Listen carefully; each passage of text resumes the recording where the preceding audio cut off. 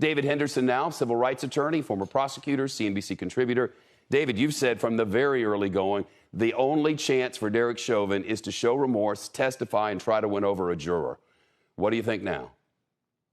Well, Shep, that's right. You know, what the defense is relying on is having an unreasonable person on that jury who hangs the jury. That's always difficult to predict. But my thoughts about him taking the stand were also based on laying out a defense where it would make sense.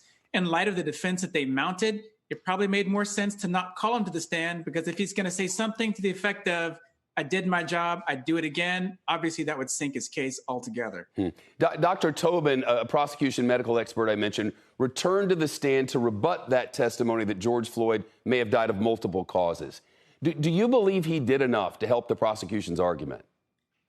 I did, and what Dr. Chauvin needed to do was simply get on the stand and drop the mic, to be honest with you, Shep, and the defense opened the door to doing that. This is what happens when you don't know your opponent. You're not familiar with the fact that Jerry Blackwell has a history of trying asbestos cases. He knows how to question experts. And on top of that, the state had the dream team when it comes to experts, and experts are the only witnesses who are allowed to watch the trial. So during Fowler's testimony, the state's experts are watching the trial and telling Blackwell how to rebut what the defense put on. 3 days off now, bright and early Monday, closing arguments. What do you expect from first the prosecution? It's their day usually in these sorts of cases, and then the defense.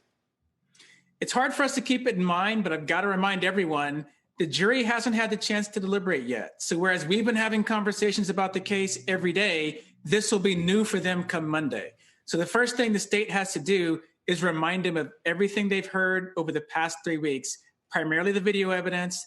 They've got to break down the expert testimony, and they do have a tricky job of explaining how, despite the fact they've got 3 charges for the exact same conduct, the jury should convict on 1 or all 3 of them.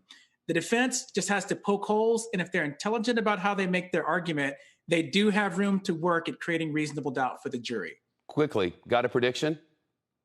I don't, and I would second guess anybody who tries to predict this, Shep. They're probably trying to sell you something. We know too little about these folks to even know who's going to be a leader in the jury room, who's going to be a follower, and who might simply be an unreasonable person who hangs everything up. A lot of this will ride on how the 2 sides argue and close. David, thank you as always. And as we reported, the prosecution and defense scheduled to present closing arguments on Monday morning. Then the jury to receive instructions, then be sequestered to begin deliberations. We'll have full coverage here on the news and bring you the verdict live when it's delivered here on CNBC. Shepard Smith here. Thanks for watching CNBC on YouTube.